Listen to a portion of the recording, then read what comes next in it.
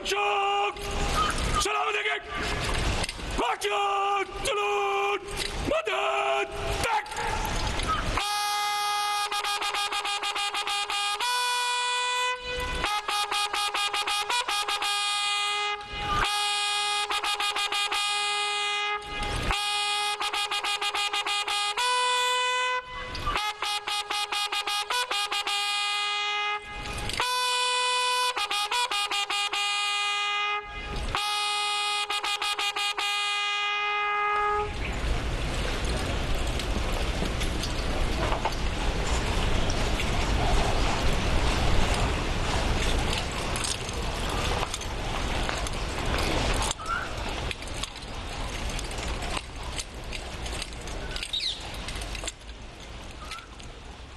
कागजों पर नहीं बल्कि जीवंत और गतिशील है।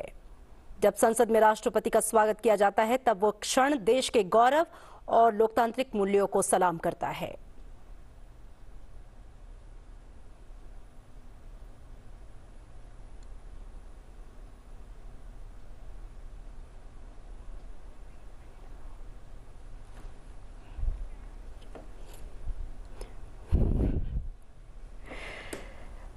राष्ट्रपति का ये आगमन सत्ता के प्रतीक सेंगोल के साथ उनका स्वागत और उनको लेकर जाते हुए संसद संयुक्त अधिवेशन के लिए जहां पर वो संबोधित करेंगी लोकसभा और राज्यसभा के सदस्यों को एक साथ। बेहद महत्वपूर्ण ये क्षण, राष्ट्रपति का आगमन इस देश को ये याद दिलाता है कि भारत का जो लोकतंत्र है वो केवल संवैधानिक कागजों पर नहीं बल्कि जीवंत और गतिशील है। जब संसद में राष्ट्रपति का स्वागत होता है तो वो क्षण देश के गौरव और लोकतांत्रिक मूल्यों को सलाम करने जैसा होता है।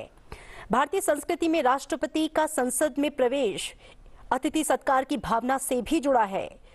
गार्ड ऑफ ऑनर और सम्मान समारोह इस बात का प्रतीक है कि हम अपने संवैधानिक प्रमुख का सम्मान किस गहराई और किस आत्मसम्मान के साथ करते हैं। ये पारंपरिक सम्मान केवल राष्ट्रपति के लिए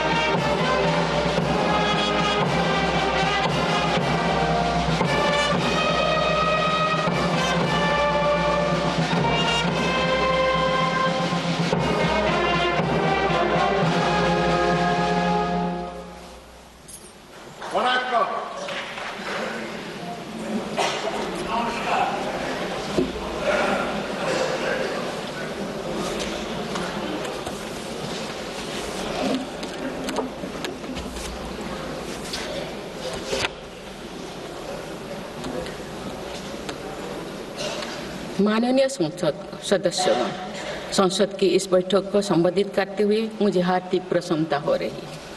अभी 2 माह पहले हमने संविधान को अपनाने की 75वीं वर्षगांठ मनाए हैं और कुछ दिन पहले ही भारतीय गणतंत्र ने 75 वर्षों की यात्रा भी पूरी की है।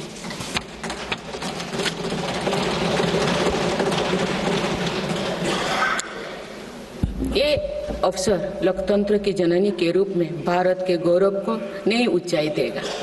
मैं सभी देशवासियों की तरफ से बाबा साहेब आम्बेडकर समेत सभी संविधान निर्माताओं को नमन करती हूँ। माननीय सदस्यगण, इस समय देश में महाकुंभ का ऐतिहासिक पर्व भी चल रहा है। महाकुंभ भारत की सांस्कृतिक परंपरा का, भारत की सामाजिक चेतना का पर्व है। देश और दुनिया से आए करोड़ों श्रद्धालुओं प्रयागराज में पूर्ण स्नान कर चुके हैं। मैं मोनो अमावस्या के दिन हुई हादसे पर अपना दुख व्यक्त करती हूँ। घायलों के शीघ्र स्वस्थ होने की कामना करती हूँ। कुछ दिन पहले ही हमने देश के पूर्व प्रधानमंत्री डॉक्टर मनमोहन सिंह जी को खोए हैं। मनमोहन सिंह जी ने 10 वर्ष तक प्रधानमंत्री के रूप में देश की सेवा की। वे लंबे समय तक संसद के सदस्य भी रहे। मैं मनमोहन सिंह जी को भावभीनी श्रद्धांजलि अर्पित करती हूँ। माननीय सदस्यगण, भारत की विकास यात्रा की इस अमृतकाल को आज मेरी सरकार अभूतपूर्व उपलब्धियों के माध्यम से नई ऊर्जा दे रही है। तीसरे कार्यकाल में 3 गुना तेज गति से काम हो रहा है। आज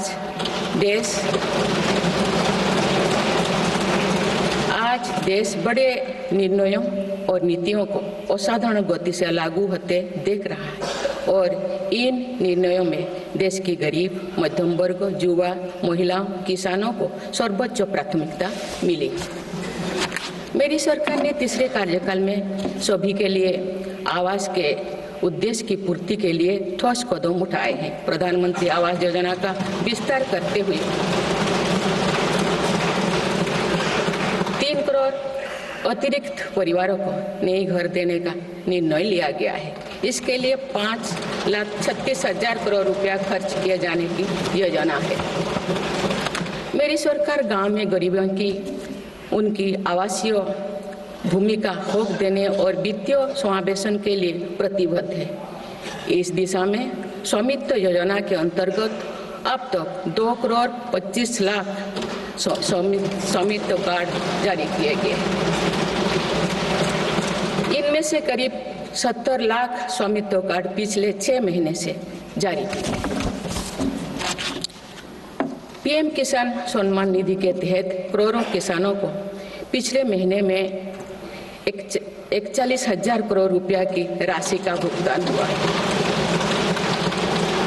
जनजातीय समाज के 5 करोड़ लोगों के लिए धरती आबा जनजातीय ग्राम उत्कर्ष अभियान प्रारंभ हुआ है।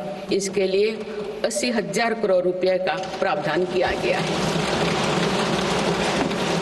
आयुष्मान भारत योजना के अंतर्गत 70 वर्षों और उससे अधिक उम्र के 6 करोड़ वरिष्ठ नागरिकों को स्वास्थ्य बीमा देने का फैसला हुआ है। इन्हें हर वर्ष 5 लाख रुपए का हेल्थ कवर मिलेगा। छोटे उद्यमियों के लिए मुद्रा ऋण की सीमा 10 लाख रुपए से बढ़कर 20 लाख रुपया कर दी गई है।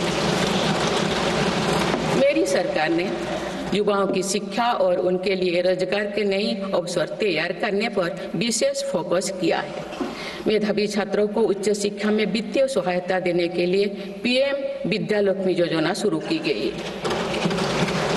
1 करोड़ युवाओं को शीर्ष 500 कंपनियों में इंटर्नशिप के अवसर भी दिए जाएंगे।